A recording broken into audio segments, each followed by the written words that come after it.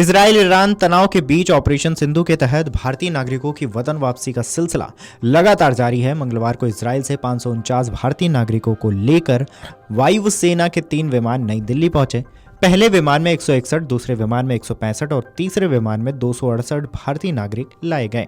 भारतीय नागरिकों का एयरपोर्ट पर केंद्रीय विदेश राज्य मंत्री पवित्रा और केंद्रीय राज्य मंत्री डॉक्टर एल मुरुगन ने स्वागत किया।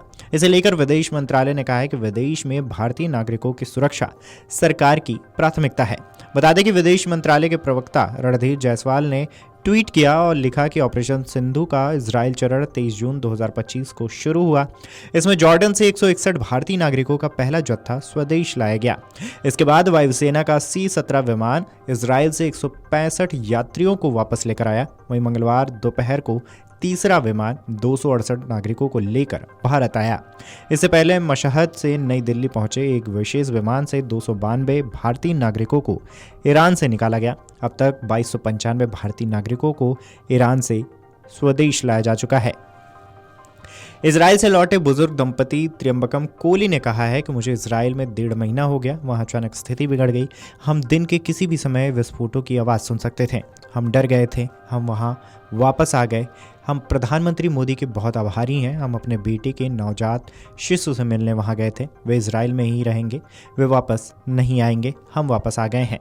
स्थिति अभी भी बिगड़ रही है। वहीं दूसरी तरफ उनकी पत्नी ने कहा है कि हमने आसमान में बम यानी कि मिसाइल देखे। उनमें से 6 हमारे सिर के ऊपर से गुजरे। जब हमने यह देखा तो हम छिप गए थे। हम प्रधानमंत्री मोदी के बहुत आभारी हैं। एक भारतीय ने कहा कि हमें वापस घर लाने के लिए हम सरकार को धन्यवाद देते हैं।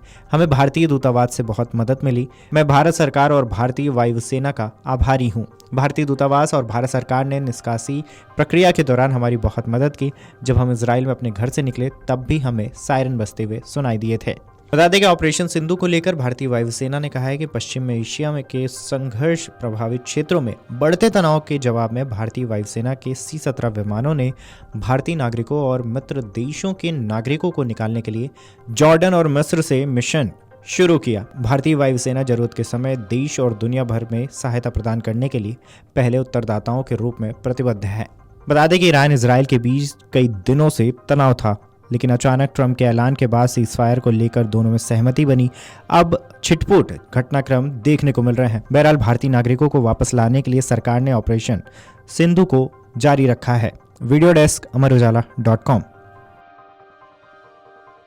अगर आप ये वीडियो YouTube पर देख रहे हैं तो हमारे चैनल को सब्सक्राइब कर बेल आइकन दबाएं और Facebook पर देख रहे हैं तो हमारे पेज को लाइक करें।